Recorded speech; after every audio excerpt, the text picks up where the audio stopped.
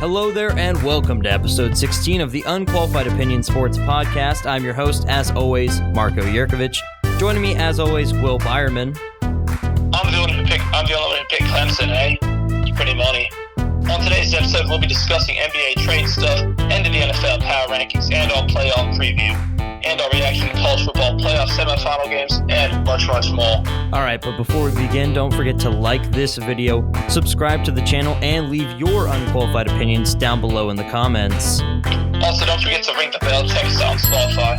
All right, with that out of the way, let's get into today's episode. So first up, we're going to do an NFL playoff preview discussing dark horse Super Bowl contenders, our possible biggest disappointments of the playoffs, and seeding issues. So let's get right into it. Will, who do you have as a dark horse contender to win the Super Bowl? Well, it's been a really interesting season. I'd argue this is definitely like the most competitive season I think we've had in a while. Like, even the teams like the Ravens, who have just dominated everyone, there's been a team who's beat them convincingly enough that there's a lot of contenders here.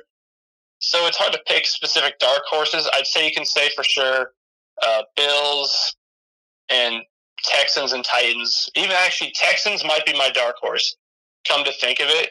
We've seen the Texans go absolutely on fire and beat some really high-quality teams. And I think if they can get it with the playoffs, I feel like nowadays the best way to go about winning is to capture that Joe Flacco or Nick Foles magic, where you can just get that perfect string of like 4 or 5 games out of your quarterback or another major player on your offense that can kind of carry a defense like the Texans has had at times. Texans, inconsistent, they could do it.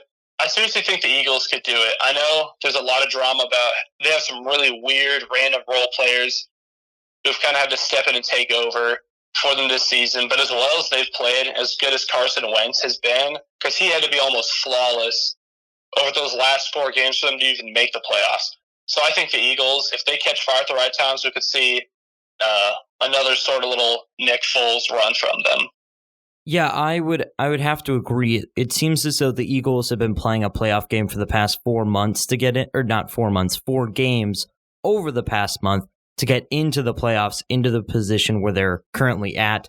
I would agree with the winner of the Titans and the Patriots. That team seems like they could cause some trouble in the AFC. But yeah, looking in the NFC, it looks to be the Eagles that could potentially make a deep run. But I'm not sure if anybody can get past the 49ers and the Ravens, the current 1 seeds. From your perspective, though, Marco, I still don't consider the Patriots a dark horse yet. I think they're still they've been good enough, and we always had to give them the benefit of the doubt. They're not a dark horse yet. For me, they're still kind of in that thick of that hunt.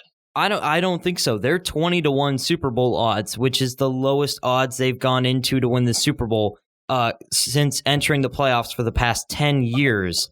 Last thing I'll say about them is, at the same time, though, the Titans is a really, really rough first-round draw. Yeah, it is. So I think they're a dark horse. Random and off the wall.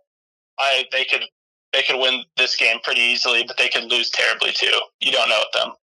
Yeah, so definitely the Patriots, the Titans, like you said, Eagles, dark horses to win the Super Bowl. Who's a team do you think could be the biggest disappointment? Whether it be based on their seeding, how far they should get, or an early loss. Who are we looking at as a possible biggest disappointment in your eyes? So initially I read this one as a disappointment for the whole season, and I was going to talk about the Rams and Todd Gurley especially, but for the playoffs, I'd say I can see the Chiefs mess up bad. They always kind of seem to do that. Patrick Mahomes, really good quarterback. He doesn't have a ton of playoff experience, and stuff just seems to go wrong for the Chiefs. I could see that happening. 49ers, I could also see, but they're a much more stable team. Ravens, too. I think Chiefs have a lot of potential to be a disappointment, and I also think the Packers have a lot of potential to be a disappointment, because as good as they've been and as good as Aaron Rodgers has been, we talked about it a couple weeks ago, they don't win games in a way that makes me say, wow, these guys are world beaters. This is all over now. They win games they should win by like 3 touchdowns, by a field goal. I can see the Packers slipping up. Yeah, very true. I think the Chiefs and the Packers are the 2 teams on each side of the bracket in each conference that could have the biggest issues performing up to a standard as they have all season, playing down to their opponents. It takes one bad day. We know how terrible the Chiefs' defense can be. They haven't been that for the majority of the season, but they can slip up. A team can game plan against them. So let's talk about some seeding issues. Obviously, the team with the least amount of wins in the NFC, Philadelphia, they have 9 wins, but they are the 4th seed and get a home playoff game against the Seattle Seahawks, who have 11 wins. Just your thoughts on some seeding issues in the NFC and both in the AFC, but just your thoughts on the division winner getting a bye or for sure getting a home game. Just your thoughts on how the wild card seeding works out in the NFL. Is that a problem? Does that need to be fixed? I don't think so. I've gone back and forth on this personally. For one, Seattle's one to talk, because I remember a couple of years ago they were 8-8, terrible playoff record. No, they might have been 7-9 actually. I think they were 7-9, and they won the NFC West. They had that home game against the Saints, who were the wild card, and they beat the Saints. So they can't really complain about that. But I don't know. You win your division, I think you deserve a home game, even if your division's like the Philadelphia Eagles and is of much lower quality than, say, a Seahawks or even a Vikings. I still think that's something you've earned if you win your division. Yeah, that's a fair point, but I think and this is something we don't need to get into right now. That's going to be a larger point to make in the offseason, but I think it comes down to the structure of the league itself, not in scheduling necessarily, but in how we divide the teams through divisions and conferences. Are those necessary? Is it even pragmatic to use those anymore to determine the best teams?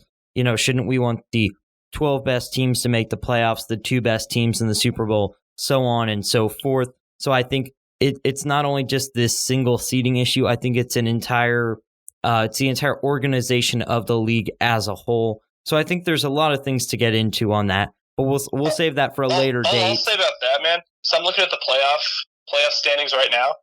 I think the best 12 teams are in the playoffs anyway. I think that's I disagree with that wholeheartedly. I think there's teams all over the place that probably should have made it in. Instead, I mean, you look at it's an easy example to pick on, but the NFC East always seems to have a weaker team most every year. And in this case, you had a team in the Rams who had one more win than the Eagles, potentially could have had more had they had a opportunity to be playing.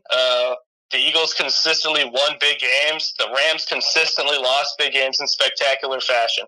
I was high on the Rams going into this season. Done with them now. They shouldn't be in the playoffs. However, later in the season, they weren't playing to full capacity because they were already eliminated from the playoffs.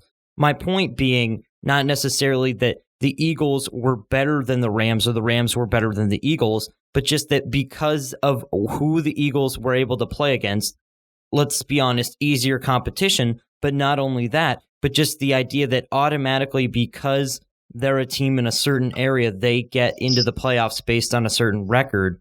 So the Rams would have had to fight for a wild card spot with those 9 wins or 10 wins, whatever they might have gotten to, while one of their division mates won 13 games, San Francisco, and won the division. The Eagles were able to win their division with 9 games. Again, this is something we can get into later, but overall, I think there's massive issues with the organization and structure of the league, but let's not get into that right now. With that, we're going to move into our end of season NFL power rankings. These are the final ones for the regular season, at least. We might do some for the playoffs later on. So with that, we've got the Houston Texans at number 10. A bad loss to end the season. They had already wrapped up their division, but they were at full strength and could not handle our number 9 team on the list, the Tennessee Titans, who, as you mentioned earlier, absolutely steamrolling everyone with Ryan Tannehill at quarterback. Derrick Henry ran for more than 200 yards and multiple touchdowns against a pretty stout Texans defensive front. 8, I have the Buffalo Bills. Were not at full strength, lost to the Jets. They were already locked in at 5, so didn't have a lot of starters on the field, so it's hard to judge them by that loss. Speaking of a team you can judge by a loss, though, the Seahawks lost both the NFC West crown and a playoff bye, or any home games most likely for the playoffs, by losing to the 49ers on Sunday Night Football. I've got them at 7. They just couldn't do it in the biggest moment but you could not have a closer loss between two teams. And again, talking about the seeding, one team wins, gets the first seed, another team loses, gets the fifth seed. That just seems completely unfair and so old-fashioned and rigid. But anyway, we'll move on to our number 6 team, New England Patriots. Could have had a first-round bye, already locked up the division, but could have had a first-round bye with a win against the measly Miami Dolphins. Just couldn't get it done. Magic, baby. Fitzmagic, once again, the Patriots just could not get it done. They're number 6. 5 have got the Packers. Speaking of team who got it done, came back, beat the Lions, got a first-round bye. So I just had to flip the Patriots and the Packers based on the final week performance and how they're going to go into the playoffs. 4, I've got the Chiefs. Took care of business, slid up, got lucky, got the 2 seed, and are rolling heading into the playoffs right now. 3, I've got the Saints, a team who did not get a playoff bye. Again, just based on how seeding and tiebreakers work, but one of the most dangerous teams just can't fall early in the playoffs to the Vikings. 2, I've got the 49ers, number 1 seed in the NFC. Took care of the Seahawks, looked to be on fire the past few weeks after struggling in the middle of the season, but they seem to have gotten their groove back. The defense is looking really impressive.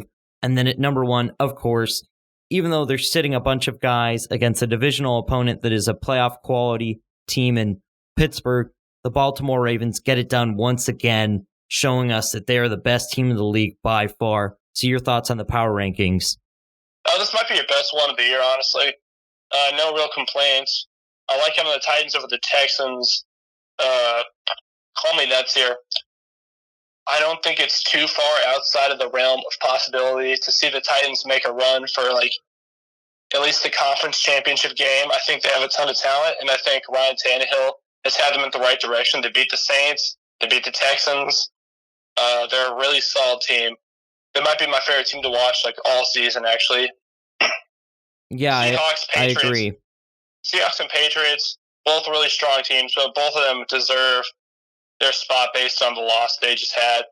Seahawks, I was still debating personally. I know we've talked about how hard it's been for everyone on the show to kind of accept the 49ers as a legitimate Super Bowl contender, as a title contender, or even that good of a football team. I still kind of thought in some ways Seattle might have been the better team. They sure shut me down on that one. That was a great win for them because they just won they went in there and did absolutely everything they needed to shut down a strong division opponent. That's basically a playoff game. I'm really high on the 49ers right now. Saints, love to see them in the Super Bowl, love to see Drew Brees in the Super Bowl, but Vikings is a pretty tough first round draw. And then, of course, Ravens, still the top team. Nothing's changed there. So good rankings, Marco. All right. Well, that sounds great. So with that, we're going to move into our college football playoff reactions to the semifinals. First, I just want to discuss Oklahoma at large and the Big 12. What this is the 4th year in a row that they've lost in the playoffs. Obviously, a lot of people making comparisons to the 1990s Buffalo Bills, who lost 4 consecutive Super Bowls. Obviously, you have to be good enough to make it to that game, just not performing in the moment. But, with the way college football is laid out, Oklahoma doesn't necessarily have to play those highest tier teams in the other conferences to get to the playoffs. They just go undefeated or 1 loss and they slide in just because they're a 1-loss conference champion. But your thoughts on the quality of Oklahoma and the Big 12 as a whole compared to other teams, both in the playoffs and nationwide? We've talked about conference rankings earlier on. That wasn't me. That was our normal college football crew, Jared and Paul. But both of them had a lot of good things to say about the Big 12, and I'd agree with that. They're Iowa State, Texas, Kansas State. They might not be Baylor this year. They might not be championship contenders. However, they're much better teams than Clemson's playing. There are arguably a couple teams in the Big 12 that have been better than a lot of the SEC teams we've seen, miles ahead of the Pac-12. It's a tough one. Oklahoma definitely was not good enough. Joe Burrow absolutely destroyed them. And I think the one argument you can make against the Big 12 is, it's almost a joke at this point among sports fans like us. The Big 12, you're not going to see any defense. And they've really just showed that. And Burrow, obviously, an exceptional talent, probably the best college quarterback I've seen play in my lifetime. But they should have been better. But at the same time, I can't argue. I think they deserve the chance. I think they won a pretty good conference. And I'd rather have them in there than a 2-loss Alabama or a 2-loss Georgia. So I think there's merit in including the Big 12 champion, including Oklahoma in this situation. It's just on Oklahoma, I think, for not being good enough to win. I don't think there's a problem with it. I just think they weren't. Yeah, I think Oklahoma was clearly the 4th best team in the country. They worked it out. Obviously, Utah maybe could have got in, or Oregon, but they had bad losses late in the season. Alabama might have gotten in had they not lost in the Iron Bowl. And a number of other teams, Baylor, if they would have beaten Oklahoma in the Big 12 championship game, probably would have made it in. So again, the interesting thing for me is, honestly, the 2 teams who would have played LSU the best, who weren't in the playoffs, who could have had that 4th spot, were Bama and Georgia. Again, with the amount of losses they had, not having a conference championship, I just don't think they deserved to be in that spot. Again, Oklahoma deserved the spot, but I guess focus on defense for next year. Well, I think it's the bigger picture isn't necessarily the Big 12 and its overall quality. Like you said, I think it's better than the ACC, might even argue it's better than the Pac-12. I think it's just, you look at the top team is just better than the other top team. The top team in the SEC, the LSU, is better than the top team, Oklahoma, in the Big 12. Speaking of that, obviously some SEC dominance. They have made the playoff every single year with multiple teams on an occasion. The SEC has been quite dominant in the playoff, having a team make it to almost every single championship game except for the first one against Ohio State and Oregon. So your just overall thoughts on the dominance of the SEC in the college football playoffs? No surprise here, really. SEC, they had a down year as a whole this year, but they are usually far and away the best conference, and look, they always have the best defenses, which I think is the big thing. Even at the NFL level, we consistently see the team with the best defense is going to win over the team with the best offense. Like we saw the Broncos 2013, Peyton Manning in his Golden Boy record-setting year. They got smoked in that playoff game, in that Super Bowl. Came back 2 years later with a defense. They won that. The SEC always has defenses, especially Alabama, Georgia, and LSU's honestly up there too. They pretty much have the best defensive backs, except maybe Ohio State every year. But they have defenders who are ready to get plugged into NFL systems the moment they're drafted. It comes from the defense. They've had good offenses, yes, but the SEC always has the most elite defenses, and so they'll dominate, especially teams like Oklahoma that aren't used to having to play that good of one. Yeah, that's a really great point. It's mostly about the defenses, especially when you compare it to the defenses that Oklahoma has or would see in the Big 12. So let's move on to the other semifinal. Obviously, Ohio State far and away outplayed Clemson. But I think the reason, and I think a lot of people will agree with this, a lot of the reason Clemson is right now heading to the championship game in New Orleans against LSU is some terrible, terrible coaching decisions made by Ryan Day and the Ohio State coaching staff. Your thoughts on just the abysmal performance, obviously the 3 red zone field goals, the terrible clock management, the usage of timeouts, not going for too late in the game, just overall, and then the defensive approach to Clemson in the second half as opposed to the first half. Just overall, your thoughts on the performance of Ohio State, both the players and the coaches. First of all, to Ohio State, on a little side note, I watched that game after a basement concert. It was up on a projector. I had no idea so many people from Nebraska were like, oh, go Ohio State, they're Big Ten. Personally, I didn't think them being another Big Ten school was a plus. I thought it was a huge negative. Didn't want to see them win, and they didn't. Coaching was bad, but I think they won because Trevor Lawrence was the best football player in that game. He's been extremely underrated all year. We thought he would have this crazy Heisman thing. The hype was a little nuts for him. I saw ESPN call him Peyton Manning if he could run. We'll see if that has to be true, but people stopped paying attention to him, and he went off. He had a really awesome season. Probably should have been a little higher in Heisman voting. He didn't put up crazy numbers, but he won every game for a really solid team. He's never lost a game. And we just saw him take over the game. He had that 67-yard touchdown run. He was just making smart, good passes. Ohio State definitely shot themselves in the foot a couple times. And the coaching will be something to look at. But I don't think we can discount how amazing Trevor Lawrence was in that playoff game. Ryan Day, first season. I mean, you got to give him some slack in that regard. He may have been on Urban Meyer's staff. He may have been here before. But coaching, it's like anything else. The first time you have to do anything in that stressful and that important of a capacity, you're bound to make some mistakes. It's a situation you've never been in before. That doesn't excuse it, but I don't think this means we write off Ryan Day as like someone who's not gonna be a good obviously coach down it the doesn't line. mean we're going to write off Ryan Day. It's just such a terrible coaching performance in the worst of space. It's just really unfortunate that he had to have this learning experience here. I think it comes down to Ohio State had so much talent that they were never challenged all year, won every single game by double digits, rarely faced adversity. You know, this is his first year as a head coach. This proves that Ryan Day is not some great savant, that he was just working off the talent and the system that Urban Meyer established at Ohio State. And this is not to discredit Ryan Day and not to say that he can't become a great coach, but it just shows that Ryan Day is not a great coach. He had probably the best roster in college football. He had not an easy schedule, but a mediocre schedule, even by Big Ten standards. And when it came down to it, he did not help his team execute in the best manner possible. Also, you know, when we're discussing the playoff, I would be remiss to mention possible expansion. I think having 6 teams, having 8 teams, I think it would ramp up the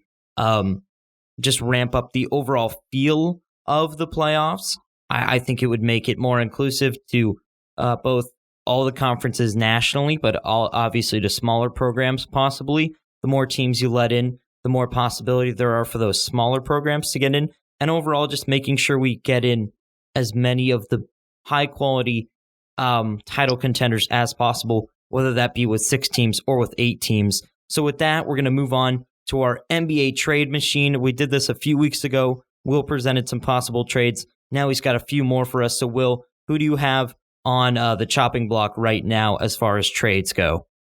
So the stigma going into this segment was no Kevin Love, because we've talked about Kevin Love a ton for trades.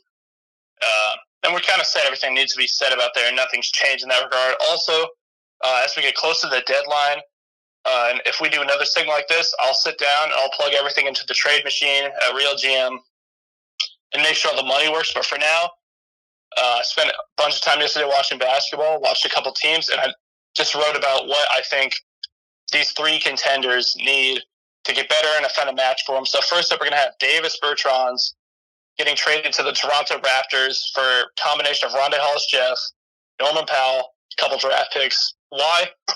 Wizards need any form of talent they can get, and they need all the draft capital they can get. Wizards are essentially over. Their ship's sinking. It's on fire, too. And I think it's time for them to trade Bradley Beal, first of all. And I think John Wall's not come back to save them anytime soon. And I wasn't a John Wall believer even before he went down with that major injury. So what can the Wizards do to get better? They can get young players, and they've done a good job of that. Anzej Parsonage, Davis Bertans himself, Wagner, Bonga. They're doing good stuff with young pieces. Time to get more of them. From the Raptors' perspective, they're a contender. They're a legit contender. Pascal Siakam and Kyle Lowry can carry this team pretty far, but I still think they need another scorer. Davis Bertans has been absolutely nuts this year. I think he's still leading the NBA in three-point percentage, and he shoots a ton of threes every game. I don't think you can go wrong with adding Davis Bertans, and I think he could be that 15-point, 20-point per game scorer that I think the Raptors really need to kind of push them over the edge. Davis Bertans is honestly nearing star territory for me at this point.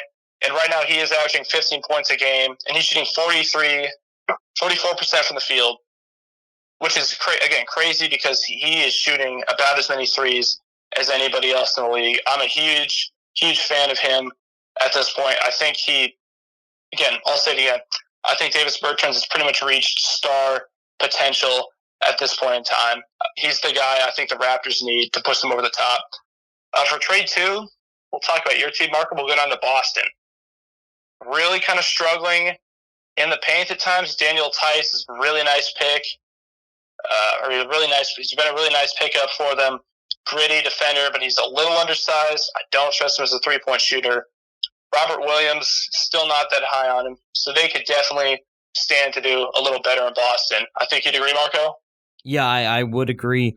I think the big man is the biggest issue for the Celtics at this moment. And there's a perfect one for them out there right now. Dwayne Dedmon. He's currently kind of in a little weird rotation role on the Kings, and he said he wants to be traded. And they should definitely do that because Dwayne Dedmon may be kind of benched right now, but he was not signed to be benched. He's an excellent three-point shooter for his size, 6'11" center. He moves fast, getting a little older. But again, as good of a shooter as he is, that definitely makes it possible for him to keep being effective despite his age advancing more and more. He's a Spurs factory guy, so you're getting a good locker room presence. I'd say Boston, you got Romeo Langford, first-round pick, I know, but didn't see a lot of potential in Langford then. Don't see him being needed or effective now. You already have enough guards. I'd say ship off Langford and pick up Dwayne Dedmon. Even if you don't start him, he's still the best option you guys would have off the bench. Give you more scoring, space the floor more, and just give you that gritty defensive presence in the paint you guys need. All right, so who do you have as your third trade then? Last trade, and it's a big one. We've all the Lakers have started to slip of late. I've absolutely loved it. But if you're a Lakers fan, I guess, you'd probably want your team to be better, which don't understand. I want them to get worse. But I think the best move the Lakers can make, it's been talked about a bit, Robert Covington has been one of the hottest trade commodities we've seen in the last couple of years. And that's really started to pick up this season because he's an elite 3-and-D player who's not being given the best role on the Timberwolves. There's a lot more potential to Robert Covington than he's seeing right now. He's brought over in that Jimmy Butler trade, and they think the Wolves are ready to move on. Covington should be ready to move on from that weird situation. And as good of a shooter and defender as he is, the Lakers should be happy to pay. Their problem, they don't have a ton of young talent, so they'd have to put together a pretty solid package of draft picks or try to involve some of their third team in there. I could see a Magic being a major buyer as they sit kind of on the edge of that playoffs area. But Covington to the Lakers would totally shore up that lineup. He can even play 4 in certain situations, but he's one of the most elite 3-and-D wings in the league. He'd help the Lakers big time.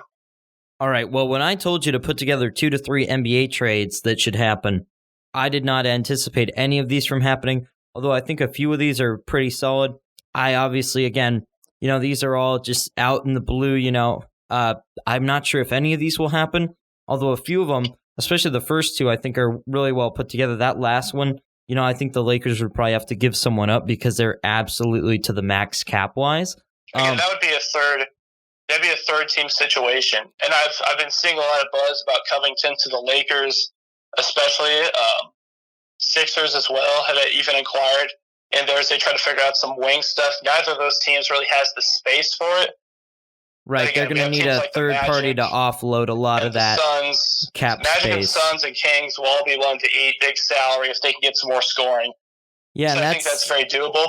I tried not to go with the most mainstream trades just to give some fresh, just to give a little fresh perspective. I'd love to see all these happen, though. Yeah, it's tough with these trades because especially now, especially even in years past, everybody lacks cap space. There's very few teams that you can incorporate in a 2 or 3 or 4 team trade that you can use to dump cap space onto. Because everybody's got big free agents, everyone's got big signings, so that makes it really tough. And the fact that league parity is high makes those salary dump teams even rarer. Because since so many teams are close to competing or think they're close to competing, no one's going to want to eat the contract of Nene or someone. He's played good minutes, but still, you still got the players with the huge contracts, but there's fewer teams that are willing to take them. Yeah. So, all right. So with that, that's our NBA trade machine and Will's portion of the podcast. So, Will, say goodbye to the audience. Hey, good to see you all. Having a happy New Year. All right. With that, we're going to welcome in Paul Hires to the podcast. Paul, how are you doing? Pretty good. How about you? I'm doing just fine. 19. Well, that's when we're recording it. We're dating the recording a little bit there. This will be probably the first Unqualified Opinions episode of 2020, episode 16. So with that, we're going to move into the weekly pick'ems and everyone's favorite mini segment, Just the Numbers with Paul Hires. All right, so a little bit of a shakeup in the standings this week. Not so fast, Marco. You're still in dead last. But with a 4-1 record last week, you catch Jared by 2 games. So still 44-34 in that last game. And Jared, 2-3 last week, 1 game ahead of you, 45-33 now. And then up at the top, once again, I told you last week those top 3 are very, very close. Well, Will got Clemson right, so that gave him a leg up on everyone. But he went 0-2 in the NFL pick'ems as he followed the DeHaan curse. That didn't go too well for him. So he is now down in third, 49-24 there, putting me and Tim up at first and second. I'm second now, 53-25, 4-1 last week. And Tim is now red hot at 45-21 at 4-1 last week. He just went from dead last all the way up to first now. He's at 68.18%. I'm at 67.95%. And Will is at 67.12%. So that's just how close those top 3 are right now. So really anyone's game at this point. Overall, we are 236 and 137. That is 63%. And 17-8 last week. So not too bad there. That's going up a little bit. But once again, Tim is just, since he was 7-9 and in last place, he has gone 38-12, 20-5 in the last 5 weeks. That is just really impressive. And then Will has gone 27-8 in the last 6 weeks, which is pretty good as well. We had 2 clean sweeps last week.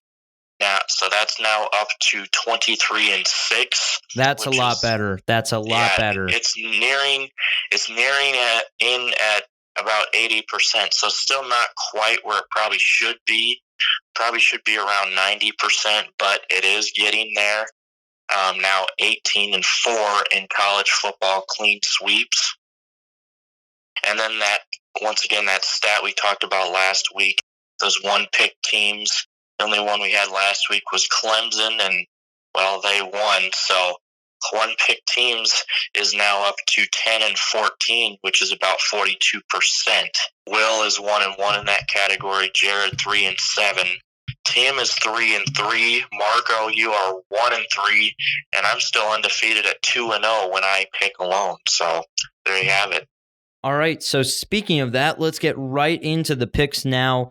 Our first game of the pick'em, our only college football game of the pick'em, the Rose Bowl, number 6 Oregon against number 8 Wisconsin, Wednesday at 4 o'clock on ESPN. This game will probably already have been finished by the time we get this episode outed on YouTube and on Spotify.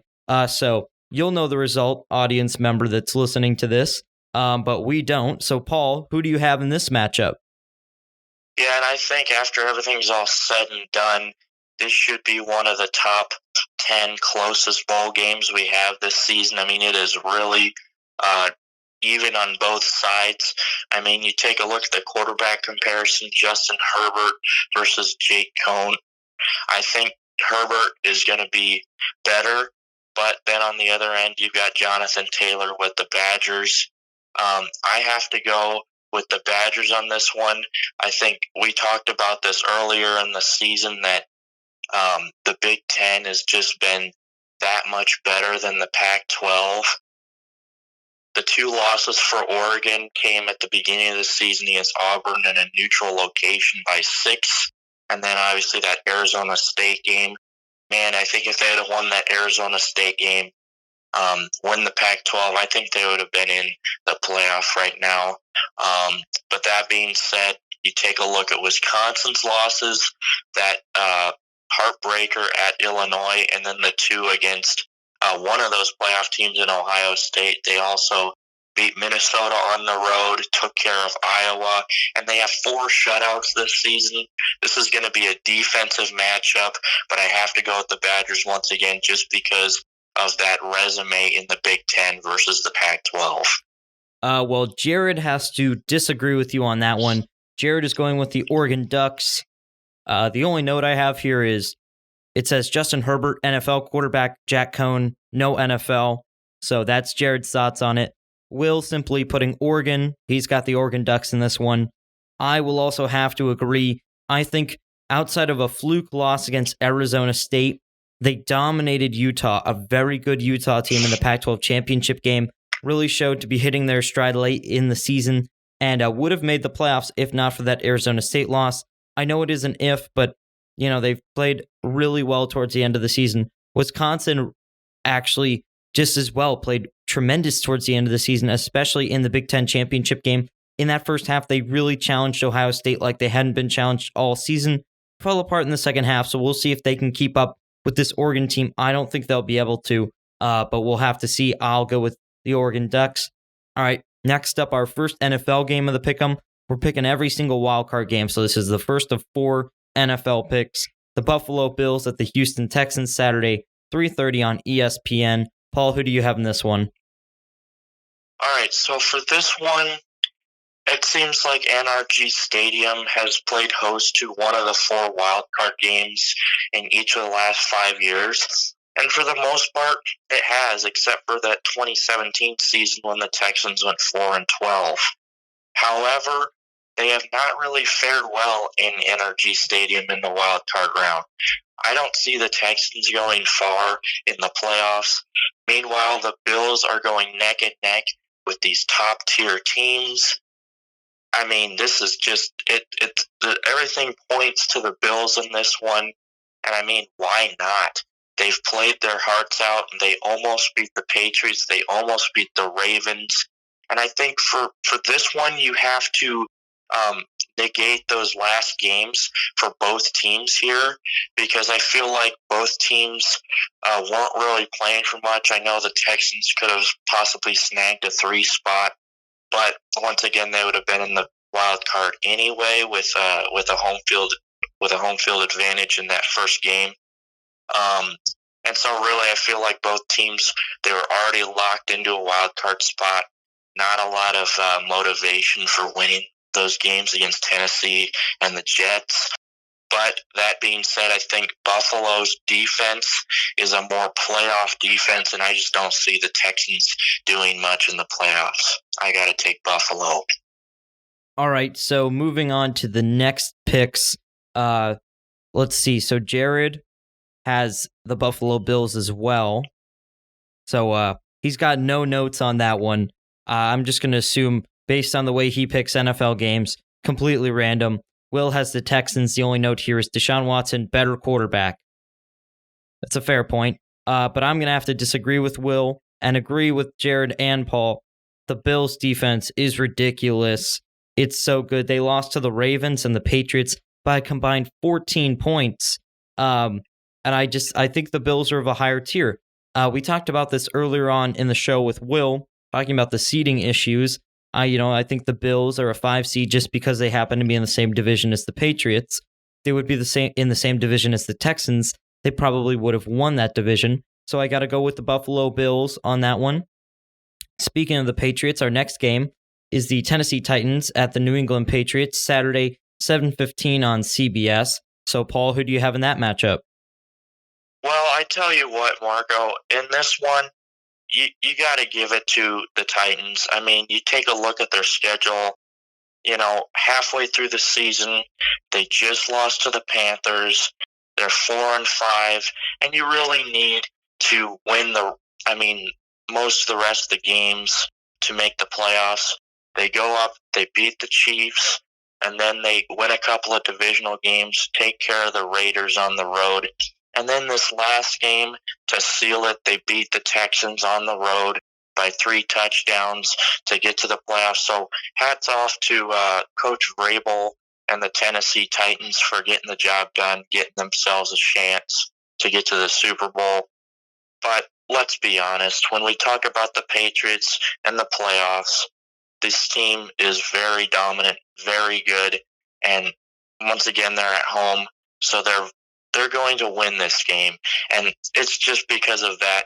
I mean, honestly, yeah, I know that the Texans beat the Patriots and the Titans beat the Texans, but other than that, the Patriots are the clear winner here. Once again, Patriots in playoffs are you just know they're going to do well. It's almost like they have a switch that they can just turn on and just be just that much better of a team in the playoffs. So I got to take New England. Well, this shouldn't make you feel too easy because Jared also picked the Patriots. So the DeHaan curse coming along with you on that Patriots pick. But it's about to get a lot worse because Will has also picked the Patriots, and I will also pick the Patriots. So that is a DeHaan curse and a clean sweep. I believe we called that a double whammy. That probably hasn't happened in a while. We can go back and check. But yeah, so I'm picking the Patriots as well. For everything you said, the Patriots have played obviously not up to par this season. Really blew it at the end there, losing to the Dolphins, losing not only the second seed, but obviously the first round bye. Will have to go to Arrowhead most likely, even if they beat the Titans. So, but I've got the Patriots in this one just because I think they have much more playoff experience on this team. They have the better coach. I still think they have the better quarterback in Tom Brady, the far better defense led by Stephon Gilmore and Dante Hightower. And just overall, I think again, as you said, the home field advantage is very important as well. So I've got the Patriots in that one. So moving on to now the NFL or NFC games, I should say. We've got the Minnesota Vikings against the New Orleans Saints. Sunday noon on Fox. Paul, who do you have in that one? Well, this one for me comes down to the schedule. And you look at Minnesota's schedule, they have 10 wins, and their best win is probably against the Philadelphia Eagles. Seriously. I mean, I just don't see any quality wins on their schedule. All their quality opponents they've lost to. They lost to Green Bay twice. They lost to the Bears twice. And then they lost to Seattle and Kansas City. Those are their 6 losses. And then you look at me, and just they haven't really beaten anyone that they shouldn't have, and they haven't really lost to any teams.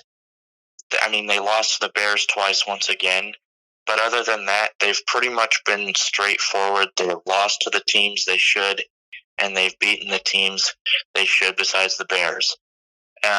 You take a look at the Saints' schedule, on the other hand, their 3 losses are against the Rams at the beginning of the season, Atlanta in the middle of the season, and then that San Francisco game that went down to the wire. But you got to take into consideration they've beaten Tennessee, they've beaten Houston, they've beaten Seattle, and they've beaten Chicago, which Minnesota can't say. So 3 playoff team wins for the Saints. They've just looked like the better team. And I know it doesn't really mean anything at the end of the day, but Kirk Cousins is just not a big game winner at this point. The Saints are at home. I have to go with the Saints just because they've just been the more consistent team and just the better team overall.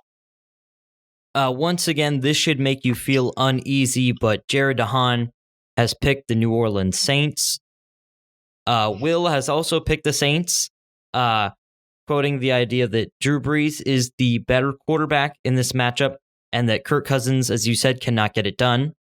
So that's Will's pick. I will also go with the Saints, again, for the same reasoning. Probably the overall better roster, although these teams, you could argue, are both top 5 in overall talent in the league. But again, Drew Brees, he can get it done. Maybe this will be their year. Hopefully no Minneapolis Miracle again. Again, this one's in New Orleans, though, so the home field advantage. But again, Kirk Cousins cannot play well in big games. He's 0-9 in Monday Night Football. And even worse in the playoffs. So I've got the Saints in that one. So our final pick'em of the day, the final NFL wildcard game, the Seattle Seahawks at the Philadelphia Eagles, Sunday at 3:45 on NBC. Paul, who do you have in this one? So this one's a little bit tougher, but the only reason the Eagles are in is because the NFC East has just been miserable this year. I mean, the Eagles, they've been getting better, and they've won 4 straight, but they were all against divisional opponents, and how great can that really be? They lost against the Dolphins, which is not good. Only 4 other teams can say that. But the other thing is the Seahawks are coming off a couple of close games. They're going to be a little bit mad. I mean, they had a chance at a 1 seed last week, even after their losses to the Cardinals and the Rams. I just think the Seahawks are going to come out with more fight, more grit. I mean, these two already played this year. They won the game, but like I said, it's a different feel. Seattle's lost a few since then, and Philadelphia's really picked it up since that game. But I have to go with Seattle. Once again, the better team. And Seattle has a better road record than the Eagles' home record. So the home field advantage doesn't really play a factor for me. I'm going to go with the Seahawks. All right. So again, Jared has picked the same as you in every single NFL game. Paul, how does that make you feel? He's going with the Seahawks as well. Yeah, not too great, but since we've got clean sweeps on here, looks like then I just feel like there's a clear-cut favorite. If they should lose, then we'll all go down. Yeah, as you said, speaking of clean sweeps, Will also picking the Seahawks. Better defense, it says here.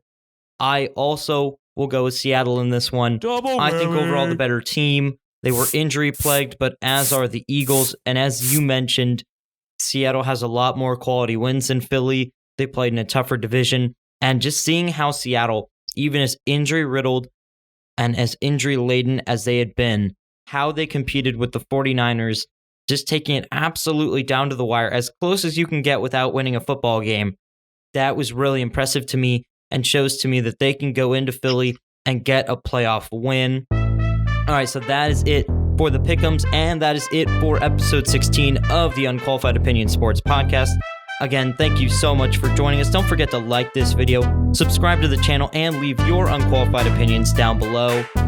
Also, don't forget to check us out on Spotify. Thank you so much, and we will see you all next week.